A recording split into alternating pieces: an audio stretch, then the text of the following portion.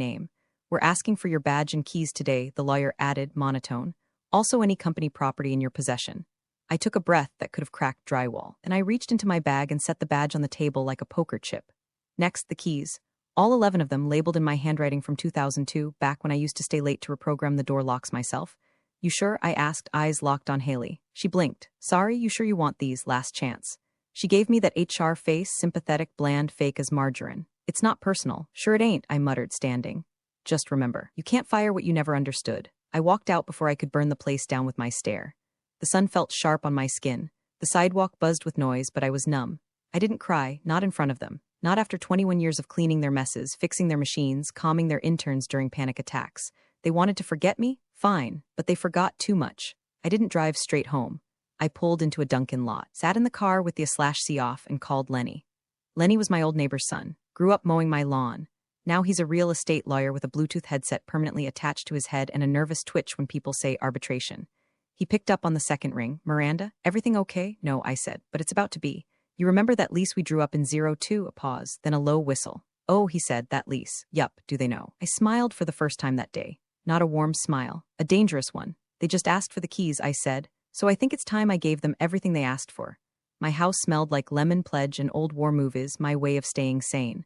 I dropped my bag by the door, kicked off my shoes, and walked straight to the hallway closet where I kept in case they try something stupid file. Never thought I'd actually open it, but here we were. Folder was hot pink, labeled in Sharpie. Lease 2002 Miranda only. I pulled it out with the same care you'd use for disarming a bomb. Inside, original lease agreement, 7 amendments, a receipt for the rug I bought for the lobby before we could afford furniture, and 3 post-it notes with doodles from the founder's kid, back when the office was a single room above a Thai takeout joint. 21 years ago, they couldn't get a lease if their lives depended on it. No credit, no revenue. 1 laptop and a fax line that made a sound like a dying raccoon.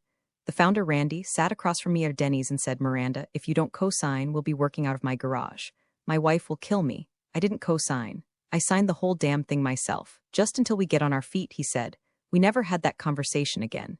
Because after that, it was always me who renewed the lease. Me who dealt with the property manager. Me who coordinated the HVAC installs, the carpet replacement, the weird smell in Suite B that turned out to be a dead squirrel inside the insulation. They never took my name off the lease. Never even asked. I sat at my kitchen table, cracked open a Diet Dr. Pepper, and started reading like my dignity was buried somewhere in that fine print. Page 12. Section 9B. Renewal of lease term shall require written notice from the lessee no later than 30 days prior to expiration. I blinked. Read it again. Then I checked the expiration date, August 1st. Today was August 3rd, 2 days too late. They hadn't renewed. Hadn't even emailed. Not a peep from legal, not a word from Haley, not a single panic call about zoning or rental terms. They were so busy patting each other on the back and playing musical chairs with titles that they missed the most important deadline in the company's physical existence. I sat back in my chair. A long, slow grin crawled across my face. The kind of smile you wear when you realize the universe just handed you the keys to the kingdom. It wasn't just that they fired me. It was how they fired me. Like a smudge on a window. Like I was just some disposable middle-aged woman with a binder full of obsolete trivia. But see, my trivia ran the damn building. They forgot I was still the lessee, the legal tenant, and now they were squatters with espresso machines. I picked up my phone and started scrolling. Insurance policy, still in my name. HVAC contract, renewed last year under my direct email. Cleaning services, only showed up because I Venmo'd the manager once a month under Building Freshness Fund. Utilities? Routed through a business account I opened with the city in 2005, back when the power cut out every time someone used the microwave and the printer at the same time. Everything that mattered still ran through me. I could warn them. I could send an email. Forward the lease terms with a subject line like, hey, forgot something. That's not what they would have done if the roles were reversed. No, if the shoe was on the other foot, they'd be halfway through replacing me with a younger model who doesn't know how to reset the circuit panel without Googling it. So I closed the lease folder. I poured another Dr. Pepper. And I decided for the first time in 2 decades to shut the hell up. Let M feel the silence. Let M find the edge when they walk off it. Let the espresso machine be their first clue. Because now they were trespassing. And I had the paperwork to prove it. I wore my church shoes to the meeting with the property manager. Not because I needed to look fancy, but because they made a louder noise when I walked across marble floors. I wanted the world to hear me coming. Thomas, the property manager, looked up from his monitor when I walked into his office on the 4th floor. He was the kind of man who always smelled like copper toner and had 17 different highlighters on his desk for no goddamn reason. Miranda, he said, surprised. Didn't think I'd see you back here. I smiled. Let's just say I'm here in a legacy capacity. He tilted his head like a confused golden retriever. I sat down, pulled out my folder, and handed him the lease packet, original, amendments, all still pristine, right down to the one sticky note where the founder doodled a flying burrito during our 2009 renewal meeting. I want to confirm something, I said. There was no written renewal request submitted by July 1st, correct? He blinked, started clicking away at his keyboard like it owed him money. No, not from the company. Nothing logged in the system. I assumed they were going month to month while they worked out a new deal. We hadn't heard anything official. I nodded, calm as a tombstone. Good, that tracks, because under Clause 9b it converts to month-to-month tenancy if no notice is received. Thomas leaned back. His chair creaked like an old knee. Technically, yeah, that's correct. I pulled another paper from my bag, slow and deliberate. It was crisp, thick stock, gold-embossed letterhead. I'd like to formally notify you of a lease termination, effective in 30 days. His eyebrows shot up so high I thought they'd file for workers' comp. Wait, you're terminating it? Yup. As the lessee of record, they missed the renewal window, and I've already lined up a replacement tenant. He swallowed hard. Do they know? They will. The new tenant was a wellness startup called Bloom Pulse, all green juice and artisanal air purifiers. Young, loaded with investor money, and desperate for downtown square footage to install their Himalayan salt wall and kombucha taps.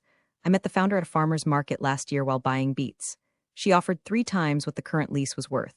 Thomas ran a hand through his thinning hair. This is gonna be messy. Messy, I said, standing, was what they gave me after 2 decades of loyalty. I left before he could ask more questions. Back home, I opened a fresh legal document on my laptop and filled in the blanks. Plaintiff, Miranda Jean Harkins. Defendant, current occupant, suite 201 to 221. Reason for eviction, failure to renew lease, material breach, and subletting without notification. I'd found out they rented a back office to some crypto consultant without ever telling me. Another little oversight. I filed it online through the county portal, paid extra to expedite. The confirmation email hit my inbox with a delightful ding that made me feel younger than Botox ever could. Then, like clockwork, HR emailed me. Subject, request confirmation of returned property. Dear Miranda, hope you're doing well. We're reaching out to confirm you've returned all company property, including documentation, keys, badges, and other physical or digital assets belonging to company name. Please respond to confirm completion.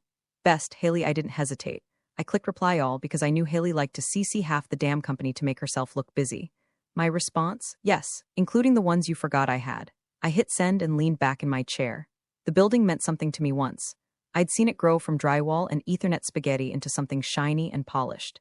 I'd eaten more lunches at that front desk than in my own kitchen. Laughed with interns. Cried when I lost my dog and someone left me flowers on the break room table. But love has limits, and mine ran out 2 days after they slid that folder across the table. I wasn't just getting even, I was reclaiming everything. 2 mornings later, I stood in my sunroom, watering my peace lily with one hand and holding the certified letter in the other. Heavy envelope, real ink signature, stamped with county court markings and everything. Plaintiff, Miranda Jean Harkins. Defendant, company name Atten, occupant suite 201-221. Subject, notice of termination and demand to vacate premises. My name in bold right at the top. It felt surreal, like seeing your own obituary while sipping coffee. Except instead of death, it was resurrection. A resurrection in sweatpants and orthopedic slippers, but still. Across town, the same envelope landed in reception around 9:13 a.m. The property manager sent it priority mail and emailed a copy just to be sure. Standard procedure, 30-day notice. Tenant has failed to renew. New occupancy scheduled. Kindly vacate or respond through legal channels. Problem was, the receptionist that day was a temp. Name tag said Amber in pink glitter pen. Probably thought it was spam. She chucked it in the recycling bin between a box of expired Kind bars and a broken laminator. Meanwhile, upstairs in the executive lounge, the leadership team was busy spit-shining their egos. IPO talks, branding refreshes. One of them was giving a presentation about disrupting verticals, whatever the hell that meant. I'd seen the slide deck on LinkedIn later. It had a stock photo of a woman laughing while eating salad and pointing at a whiteboard. Groundbreaking stuff. They were too busy swimming in their own ambition soup to notice the tide pulling out. I sat on my couch, rereading the notice, not because I doubted the legality. Lenny made sure it was airtight. I just needed to feel it, the weight, the consequence. This wasn't just some HR slap fight anymore. This was a time bomb wrapped in bureaucracy and tied with a red tape bow, and I'd lit the fuse. There was a moment, maybe 20 seconds, where guilt tried to wiggle its way. That building had been my second home. I'd bandaged its cracks, soothed its moans, kept it warm and humming. I'd seen weddings announced in that office. Babies born. Affairs bloom and implode with equal force. It meant something once. But now, it was just a box full of people who thought legacy meant slow. So I folded the notice back into the envelope and slid it into my filing cabinet, right behind my divorce papers and 2 unpaid parking tickets I was saving for sport. That's when my phone buzzed. Dan, facilities guy, hey, you okay? Something's weird around here. Front desk got a court notice, but nobody's talking. Place feels off. Dan was one of the good ones. Quiet guy. Knew how to replace a fluorescent ballast without whining about it. Once helped me chase a possum out of the breakroom ceiling tiles. I almost replied with I'm fine. That felt dishonest. So I sent me, I'm more than okay, Dan, I'm just finally being seen. He didn't reply right away, probably still digesting whatever gossip was brewing. I imagined the confusion. The execs assuming the letter was a mistake, or a prank, or maybe they'd blame a vendor. They were good at that, outsourcing accountability like it was janitorial service. But the fuse was burning. And I'd already lined up the matchbox, gasoline, and fire extinguisher just far enough away that they'd never reach it in time. The conference room at Lenny's firm smelled like burnt coffee and laminated ambition. Fake plants in every corner. One of those motivational posters that says success over a picture of a mountain climber about to die. Lenny sat across from me in a blue pinstripe suit that made him look like a nervous ventriloquist dummy, but his hands were steady as he slid the final lease transfer document across the table. All you gotta do is sign right there under outgoing lessee, and again on page 4 under authorizing party. He hesitated, pen in hand. You still good with this? I looked down at the paper. Crisp, clinical, cold as Haley's smile. Incoming tenant, Bloom Pulse Inc. Effective date, August 31st, 12 o'clock p.m. sharp. Terms, $12,800/month. Triple net. 5-year contract. Signature line, Miranda Jean Harkins. I picked up the pen. No second thoughts? Lenny asked. Only that I didn't do this sooner. The pen scraped across the page like a guillotine blade. And just like that, 21 years of institutional memory transferred to a kombucha empire with a Pinterest mood board. Lenny sighed. I'll submit this to the property manager this afternoon. Judge already approved the eviction. You'll get notice of posting within 48 hours. I raised an eyebrow. They'll get 48 hours to vacate? He nodded. From the moment the notice hits the door, no appeal, no wiggle room. They missed the renewal window, sublet illegally, and didn't respond to termination paperwork. You handed them the rope. They built the gallows. I left the office with a copy of the signed documents tucked neatly in a manila folder labeled closure. Not revenge, not get even, just closure, because that's what this was now. A clean, surgical ending to 2 decades of being invisible while holding up the ceiling. Later that evening, I got in my car and drove downtown. The city looked different at night, shinier, colder, like everything had been dipped in chrome and regret. I parked across the street from the building and killed the engine, left the headlights off, just watched. The lights were still on in the executive suites, probably burning through a few $1,000 in overtime pay and catered sushi. Haley was probably prepping another internal culture slideshow.